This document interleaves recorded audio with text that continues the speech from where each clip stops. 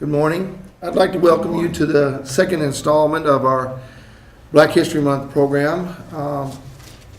Today's discussion has evolved out of a paper or a presentation that our speaker was to prepare, and she came to my office several times seeking information, and I thought what she was doing was pretty interesting.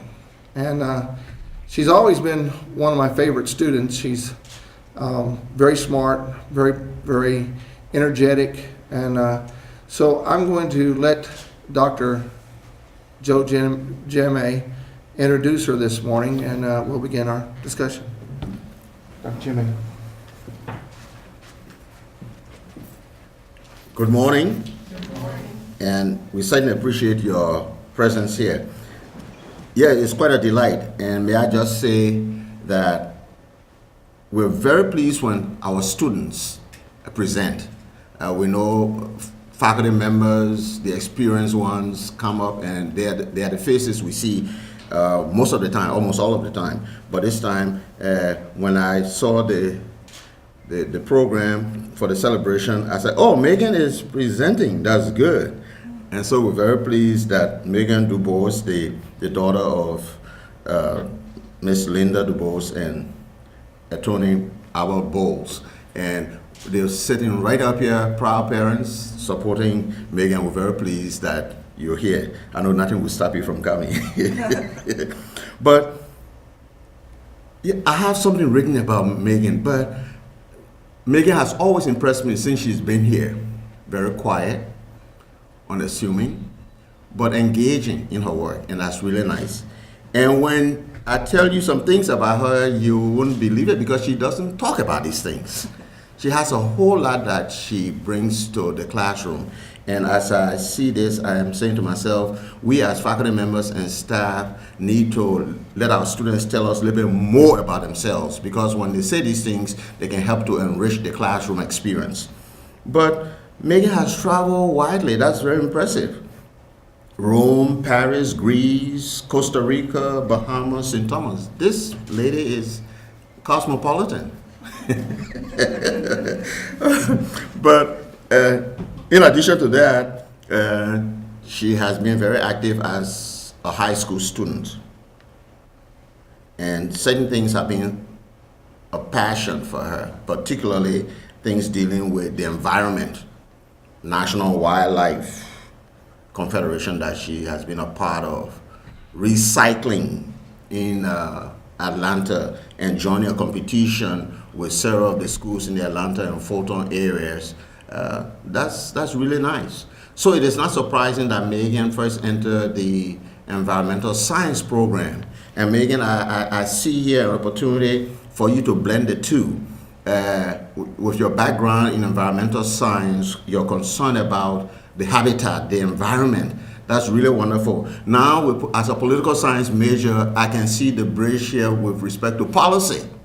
Yeah, I see an opportunity here that you can really make this connection with policy. So we're very delighted to hear what you have to say to us about Carver's life work, in the sense that you work with us on the project as we work downtown with the Human Rights and Civil Rights Center downtown. So I just want to say that I really have enjoyed you as a student, quiet but engaging, very pleasant, a person of character. That's very important. We want young people to not only tell us about schoolwork, but we want them to be people of character. And no doubt your training at home and you're being involved in the church, the work in the church, feeding people, engaging and counseling people. That's really wonderful as a young person. And I'm sure as a member of Providence Missionary Baptist Church, when you go back, give them a testimony as well that you presented here during Black History Month. And may I just leave on this note, I want to say thanks to on behalf of Dr. Hill, our dean. She's running a program right now. So I'm pleased that Megan saw me and recruited me right away to be here this morning. And I've recruited some people to also come in. But we are commemorating the life of Booker T. Washington, this 2015 event. And I want us to also remember the life work of that Professor Emeritus Frank J. Tolan, because this lecture series is in honor of Frank J. Tolan, Professor Emeritus, who did a lot of work here for a long time.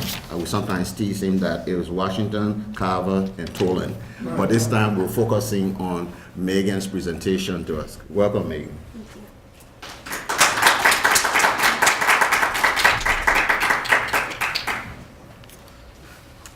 Well, good morning. Good morning. My name is Megan Dubose, and I would just like to say thank you for the lovely introduction. I'll be focusing on retracing George Washington Carver's life and his life work at Tuskegee University. The brief bio over George Washington Carver starts in Diamond, Missouri, where he was born as a slave with his mother. They were both taken away from their slave owners, and George Washington Carver was returned to his, but unfortunately his mom was taken and was never seen again.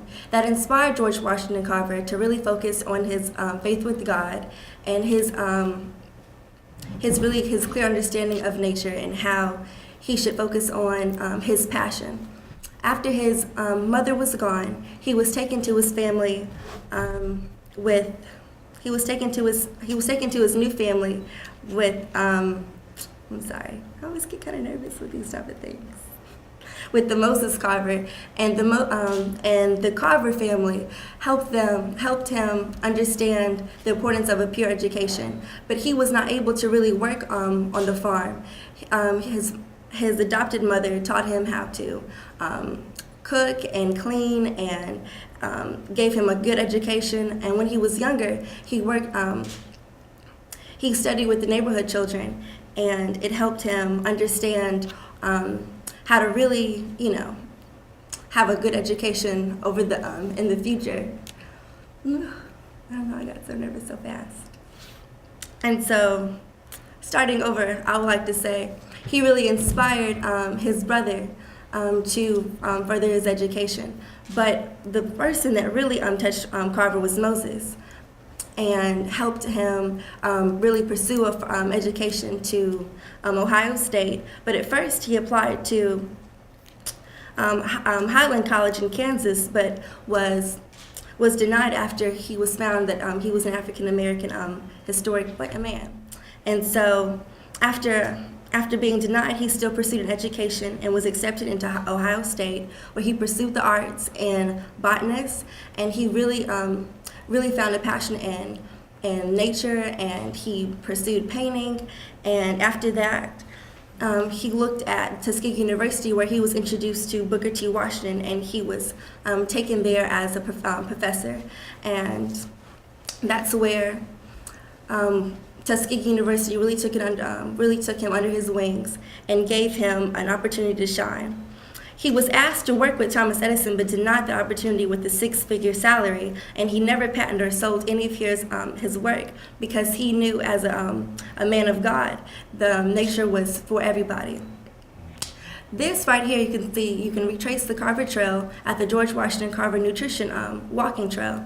It starts off at the beginning of the Tuskegee University entrance, and it goes throughout the city. This trail is a commemoration, but these steps that you can take today were not taken by George Washington Carver. You can go. He went throughout the community to spread the word on how to become great farmers, leaders in the community, and assisted students to encourage them to start environmental projects and different works within the community. And this is going to be a brief video over Tuskegee University's archivist, Dana Chandler, who's also in the audience. I'm Dana Chandler. I'm Tuskegee University's archivist. I have been here for about 8 years, and I am, kind of sort of a little bit of an expert on George Washington Carver, at least here on this campus. I first came here in 1973. My parents brought me down here, and maybe it was 74, yeah, probably 74. I was brought down here as a young man, and they believed in us knowing about the history of the state. And so I got put down here specifically to see George Washington Carver, laboratory. That, to me, was a life-changing event. It's the first time I saw Tuskegee, and I loved it from the very beginning. I'm fortunate, though, to be the archivist here. It's a dream come true. It is a dream job. George Carver has played an important role in my life, and his attitude, his contributions, everything about George Washington Carver speaks his love of God, his love of nature, and that parallels my own life. Being born in Missouri and growing up on a farm, I was born in Alabama and I grew up on a farm. And I grew up poor, hard, but it made me respect the land and respect God's creation, and that's what he did. Think about George Washington Carver and here at Tuskegee, when he got here in 1896. George Washington Carver, was originally supposed to be the farm manager, but he had a broader vision. Maybe it didn't parallel with what Booker T wanted, but it was something that he wanted to do, felt he needed to do, and he called himself a trailblazer. Well, I think that's true in some ways. In some ways, he was much more than that.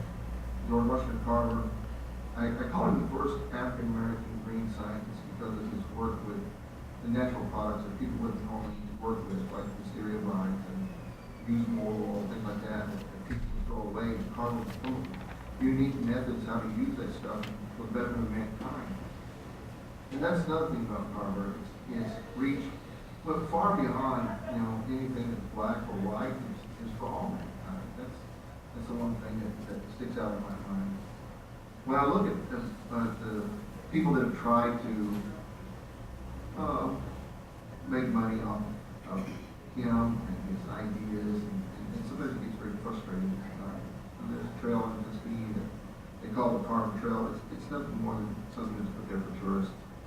Carver didn't walk the same place every day. Carver walked all over, and he was looking for stuff that he could use for his laboratory. And most of the time, he walked toward the fields and toward the forest. That's where he wanted to spend his time, to be close to nature, and of course, the learning environment that he called it. Carver was a great man. Carver was a great scientist, and one that we sometimes fail to think of.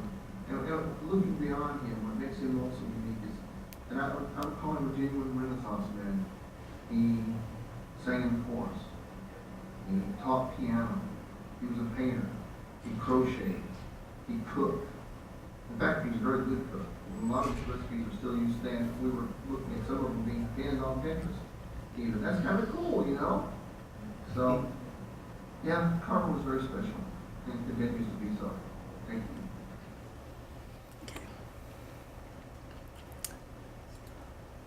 Okay. Dana Channel was standing in front of the Carver Museum, which I also conducted conducted some of my research there, and I was introduced to Shirley Baxter, who was the National Park Service Ranger, and she's going to introduce Carver's experiments and the lab and the artifacts that she's going to explain. I'm Shirley Baxter. I'm a park ranger at Tuskegee Institute National Historic Site, and we manage the George Washington Carver Museum and Liberty Washington House. When George Washington Carver first came to Tuskegee in 1896, he had no money for a laboratory, so Carver actually had to go out to the landfill, to the dump, and find materials to the first lab. And you can see behind me is a picture of Carver's first laboratory, pretty sparse. And then they expanded. He had laboratories in Millbank, and also one of his final laboratory was here at the Carver Museum. And that was from 1938 to when he passed away in 1943.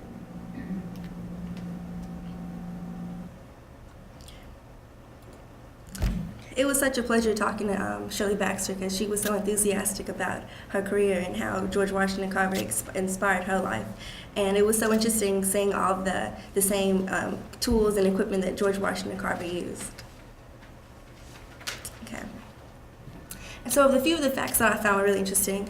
I'm a woman of God, and this is the Carver Bible that he read throughout a daily basis, and he was so committed to how God just created this wonderful world, and I think that also inspired him to really just stay focused and never sell any of his experiments or even like patent them, because we never really, own the world or the nature that we live in. It's just a part of us. You can also see to your left the tools and the instruments that he used during his conducting of his experiments, and in the left-hand corner you can see his notebook and where he wrote his own notes. And I was able to even just like touch his work, and I always thought that was really interesting, because who on a daily basis can say they saw his books and the notes that he took, and I was always so inspired by that. And on the right side, this is a meteorite that Carver found, a farmer found and gave to George Washington Carver, and it weighed over 200 pounds. And Albuquerque, New Mexico asked Tuskegee University for a piece of it, and they cut it up, and they have some displayed at their museum, and we also have a slab of it in bioethics. And it was cut in 1971, and half of it went to Tuskegee, and the other half is, here in the museum, which you can go see after my research is, after my presentation's over with. And at the bottom, it's a little picture of George Washington Carver from the Carver Museum. And I thought that was really interesting, because they actually have that briefcase of his where he conducted his experiments and took, the examples of the plants and saved, and, it's all at the George Washington Carver Museum. And this is going to be a short introduction to Shirley Baxter and the bulletins. George Washington Carver first came here, he wanted to do research just for the sake of his research. But George Washington wanted to be more practical, and so he encouraged him to write research bulletins that were things that the farmers could use to help them to enhance their lives. He wrote 44 of those, and they range from peanuts to tomatoes to hog management to how to grow plums, all those things. And actually, 5 of those are in print today.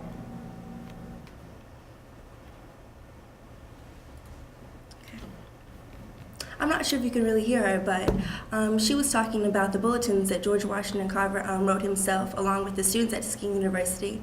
And during my research, I looked over 4 main bulletins. Then the one main experiment that I thought was really interesting was smudging an orchard with the native materials of Alabama. When George Washington first came to Tuskegee, he wanted to make an impact on not only this school, but also the people in the community. He asked the local farmers, what were the issues. It was fertility soil.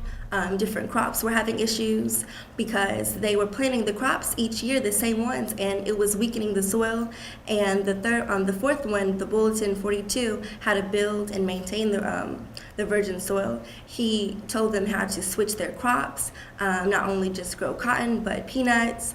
And livestock became a main factor in Alabama too, where they produce different. They produced different livestock like cows and pigs, and he taught them how to sell them. And also the cowpea was very important, which you'll see further in my presentation. At the bottom, I created a Q&R code where if you have it on your cell phone, you could take a picture of the 4 the Q&R codes, where it could take you directly to the website, so you can have more information over the bulletins.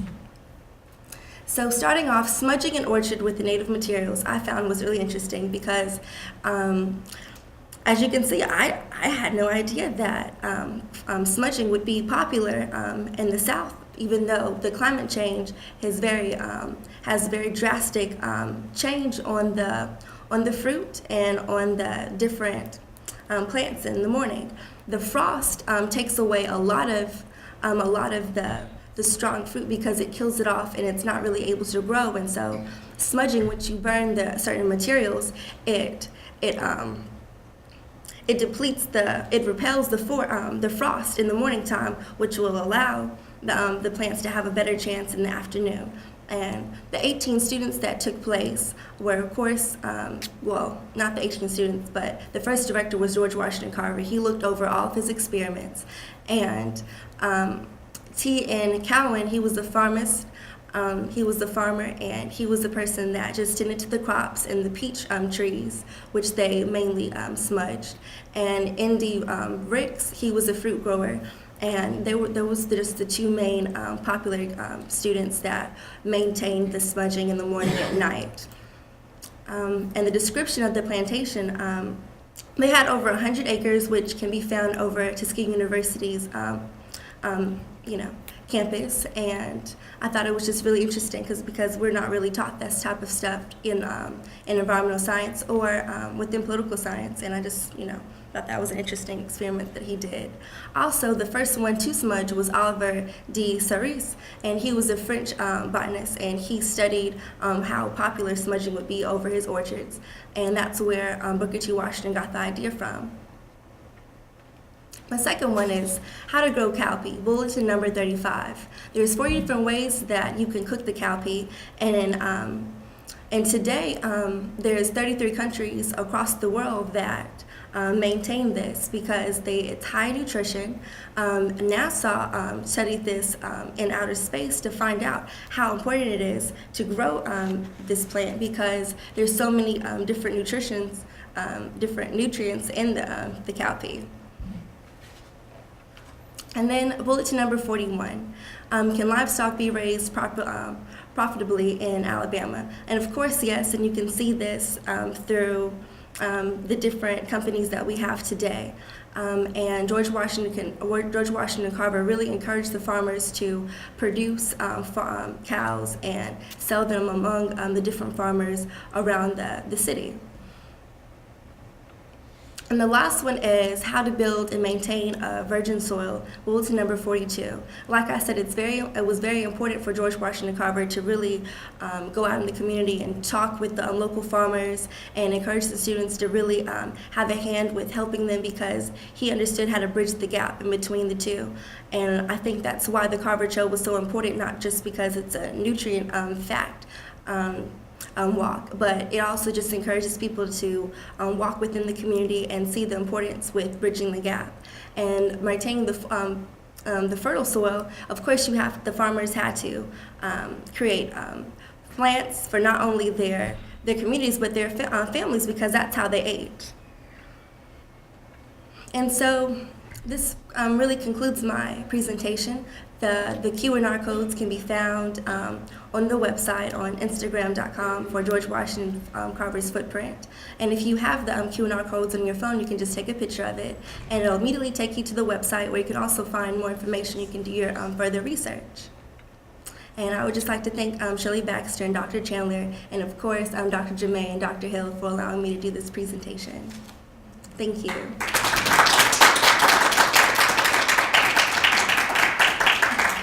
Now I'm entertaining questions that you might have. Yes, ma'am. What is smudging? Smudging is when you burn certain materials and you get it in this pot and at night and also in the morning. You have to burn it so the permafrost will not affect the plants that you're smudging. So you said burn the yard, the ground? No, ma'am. The materials, I'm sorry, I didn't go over this. The material is tar, peach wood, and also wood flakes. And they burn that in the morning and at night. So it would just deplete the frost for, damaging the peach trees. Thank you. You're very welcome. Do you have any more questions? Yes, ma'am. How are you personally inspired by the work of Carver? Well, at first, I was an environmental science major here at Tuskegee, and my passion is really just focusing on the environment and helping people really understand the importance of just keeping their environment clean and how climate change really affects us. And after 2 years of that, I decided that the most effective way to really work with the community after I graduate college is to become a political science major, where I could help maintain different laws or help establish different rules in the community where I could, be placed in a way of maybe an attorney or maybe a figure in the government where I could help them understand the really importance of going back to the education system and helping the students understand the importance of environment and climate change. And so George Washington Carver really affects me because, he had such a passion for the environment, and I think at an early age that's where I really found my calling. That's it. Mm-hmm. Any other questions? Yes, Doctor. Yes, I see a connection between your interest in wildlife and the environment, and you said Carver used to walk in the woods and all this.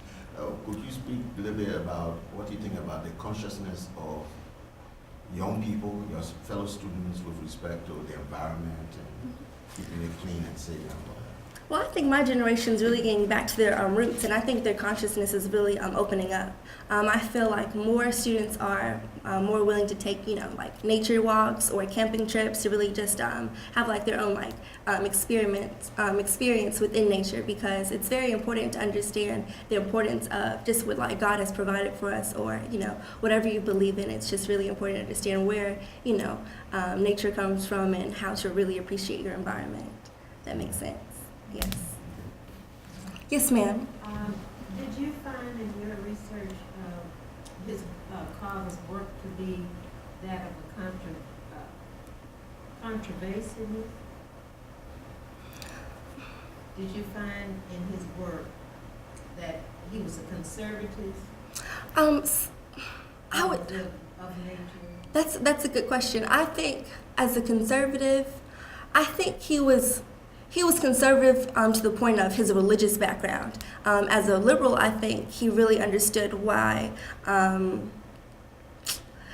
I think he was more a conservative because of his religious background, but as a liberal, I think he understood why everybody should have equal rights, and how he should really go out and say how everybody's on the same basis as far as like their race. Like, it doesn't matter if you're like white or if you're black, everybody should have like a fair trade. So as that type, I think in politics, he was very liberal in my point of view when it comes to like laws and civil rights movement. Yes, Dr. He Chandler. didn't have a real, his politics never came really out in what he had to say. He once said that his work was about conservation. And I think that shows up a lot in what he did, and especially with Megan's presentation and the bulletins that she chose. Conservation, he knew that the soils here had been completely depleted because of cotton. And it was going to be hard for anybody to make it as a farmer here. So his objective was to teach people how to better utilize what they had. If they're going to stay here, they're going to have to eat. And in order to have to eat, they're going to have to be able to utilize the land properly. And he came up with a myriad of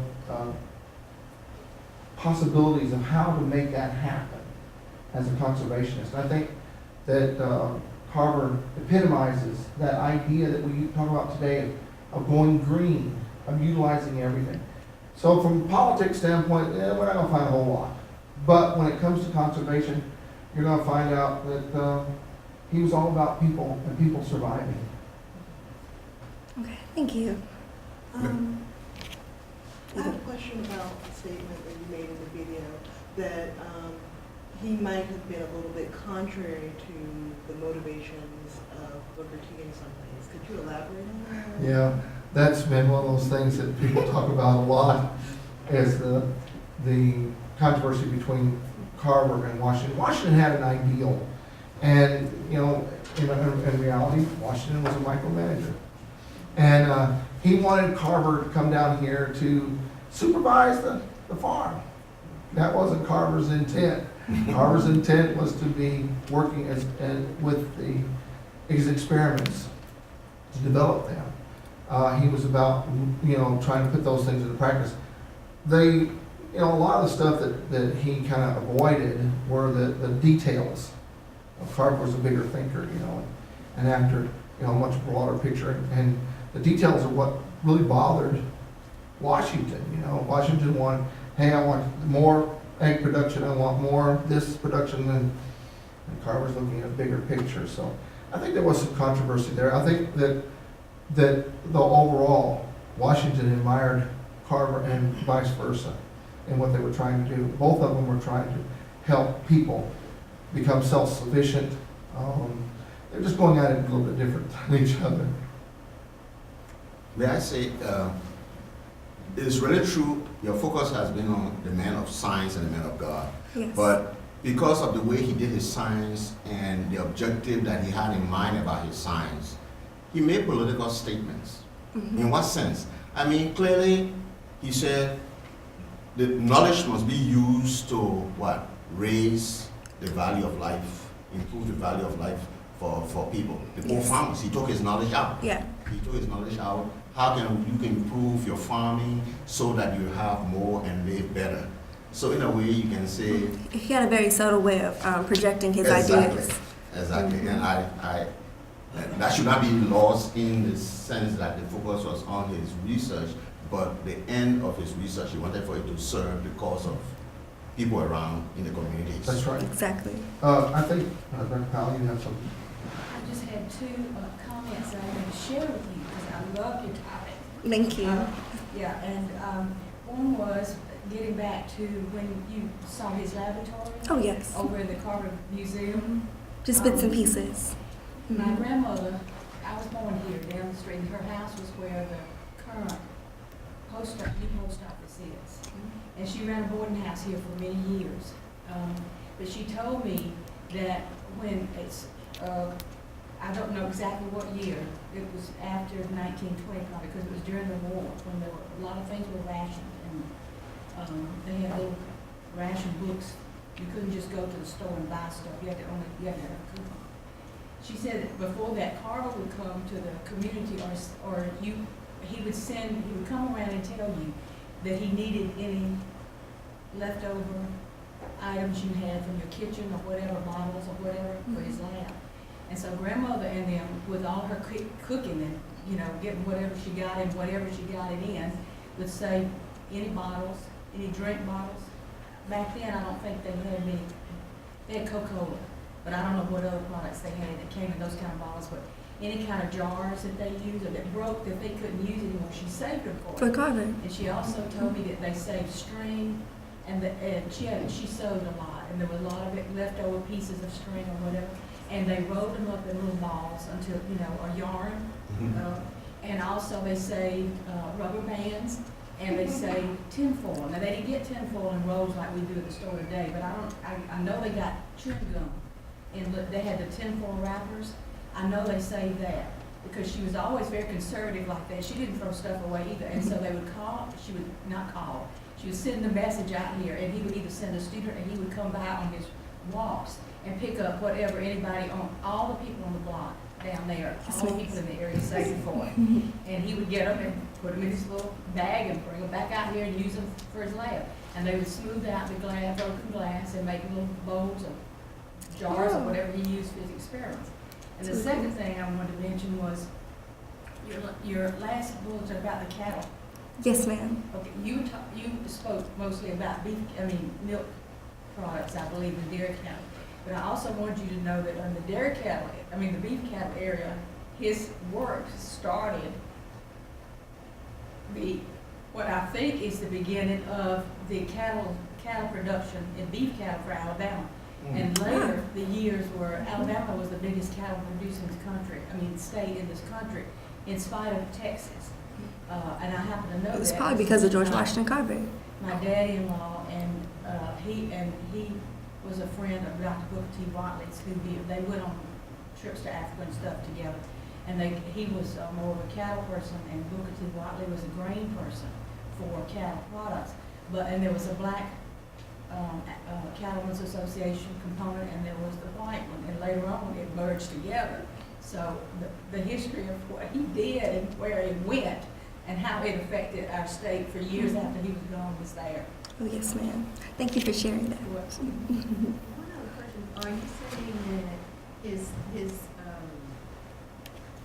work as a conservationist was why he didn't pursue the financial aspects?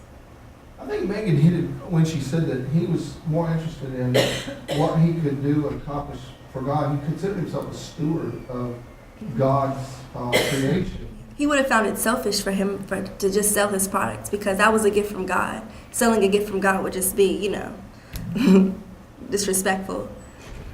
Although there were several things like penal law and other things like that helped him get his money, but most of his money that he saved were from his own paychecks over the years. Yes. Anybody else? Yes, sir. Hey, man. Hey. Something that I missed, it's my fault, but when did Carver come to Tuskegee Institute, and when did he become productive? And when did he died in 43? Did he have a lingering illness, or was he productive right up until the end? I think didn't he just die? I think he died of just an old age. I don't think he died of. It was a lingering, it lingered for a few months. You really? Uh, Okay. He got here in 1896, and his career actually doesn't burgeon or really take off until after the death of Booker T. Washington in 1815. 1915, excuse me. In 1915, Booker T. Washington died, and Moulton, President Moulton became the principal and president of Tuskegee University.